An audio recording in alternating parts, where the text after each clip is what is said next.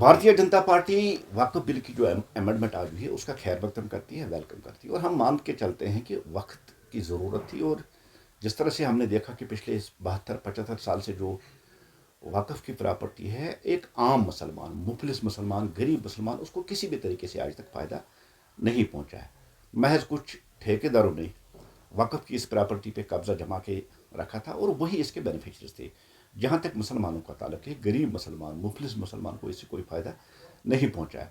Government ने आज parliament में जिस बिल को आज भारतीय जनता पार्टी ने पेश किया, वहाँ उसको आज मिल गई है, बहुमत से उन्होंने पास किया है।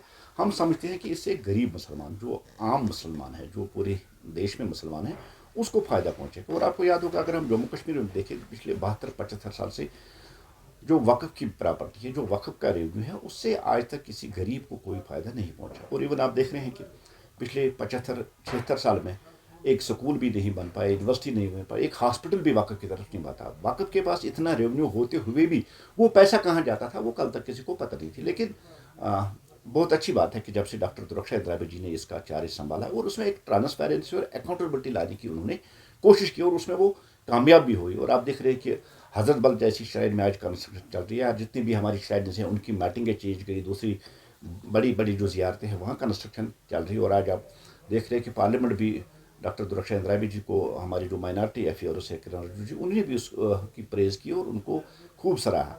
लेकिन जहाँ तक मुसलमान कम्युनिटी के, जो मुस्लिम पूरे देश में जो मुसलमान है, आज तक उनको कोई फ़ायदा पहुँचा ही नहीं है। महज कुछ लोग जो इस प्रॉपर्टी का फ़ायदा उठाए थे उनके ही कब्जे में थे। इसलिए लाजमी है वो लोग कल तक जिनको इससे फ़ायदा पहुँचा था वो तो शोर शराबा करेंगे, और वो पॉलिटिकल पार्टीज़ जो वक्फ की प्रॉपर्टी, वक्फ का जो रेवेन्यू है, उनका जो पैसा है अपने इलेक्शन फंड के लिए इस्तेमाल करते हैं, उनको शोर करना था। लेकिन भारतीय जनता पार्टी का मानना है कि जिस तरह से वक्फ बिल आज उसकी जो अमेंडमेंट हुई है, इस अमेंडमेंट से मुफलिस, लाचार और बिछड़े हुए मुसलमान को फ़ायदा पहुँचे।